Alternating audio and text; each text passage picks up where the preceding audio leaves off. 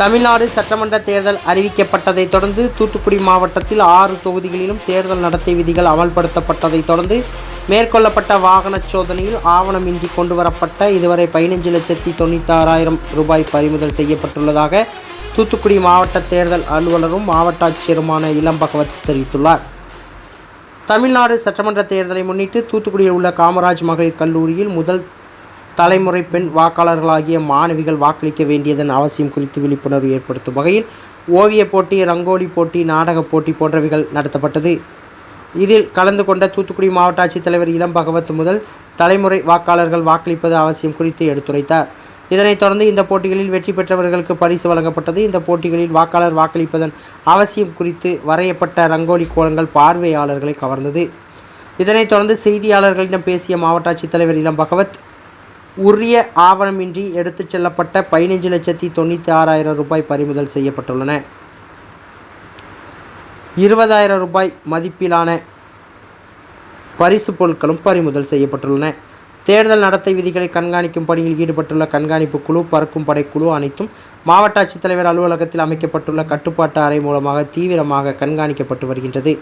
மேலும் மாவட்டத்தில் பதட்டமான வாக்குச்சாவடிகளில் கூடுதல் பாதுகாப்பு மற்றும் சிறப்பு ஏற்பாடு செய்யும் பணி நடைபெற்று வருகின்றது என தெரிவித்தார்.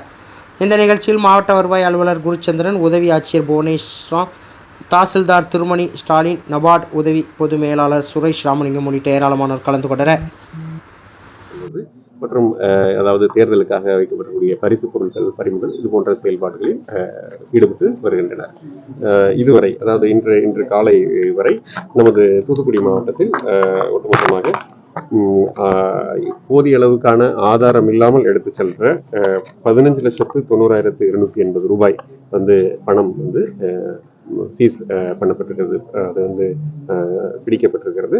ஸோ அதற்கான அடுத்த கட்ட விசாரணைகள் நடைபெற்று வருகின்றன. அத்துடன் சேர்த்து வாக்காளர்களுக்கு கொடுப்பதற்காக வைக்கப்பட்டுள்ள பொருட்கள் என்று கருதப்படக்கூடிய பொருட்கள், பரிசு பொருட்கள் கருதக்கூடிய பொருட்கள் ஒரு 19,780 ரூபாய் மதிப்புடைய பொருட்கள் பறிமுதல் செய்யப்பட்டிருக்கிறது. தூத்துக்குடி தொகுதியில் அது பறிமுதலாயிருக்கின்றது. அதுவும் தேர்தல் அலுவலர்களுடைய ஒரு விசாரணையில் இப்பொழுது இருக்கிறது.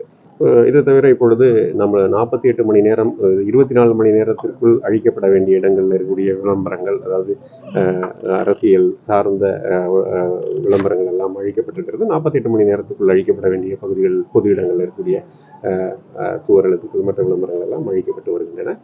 இப்போ அடுத்ததாக தனிநபர் சொத்துக்களில் இருக்கக்கூடிய விளம்பரங்கள் 72 மணி நேரத்தில் அளிக்கப்பட வேண்டும். அதற்கான பணிகளை செயல்படுத்தி கொண்டிருக்கிறோம். இந்த பணிகள் எல்லாம் இப்பொழுது விரைவாக சென்று கொண்டிருக்கிறது. நிலை கண்காணிப்பு குழுக்கள் மற்றும் பறக்கும் படையினர் ஜிபிஎஸ் பொருத்தப்பட்ட வாகனங்களில் தணிக்கைகளில் ஈடுபட்டு வருகிறார்கள். அவர்கள் செயல்படக்கூடிய அந்த செயல்பாடுகளை எல்லாம் கண்காணிப்பதற்கான மாவட்டம் ஏற்கனவே அதுக்கான நடைமுறைகள்லாம் இருக்கிறது. மொத்தமாக அந்த இடத்துல எல்லாம் மத்திய அரசு, மத்திய ஆயுத போலீஸ் படை, சென்ட்ரல் சிஏபிஎஃப்னு சொல்லக்கூடிய போலீஸ் ஃபோர்ஸஸ் அங்கே பாதுகாப்பு பணியில் ஈடுபடுவார்கள். அதோடு மாநில காவல்துறையும் பாதுகாப்பு பணியில் ஈடுபடுவார்கள்.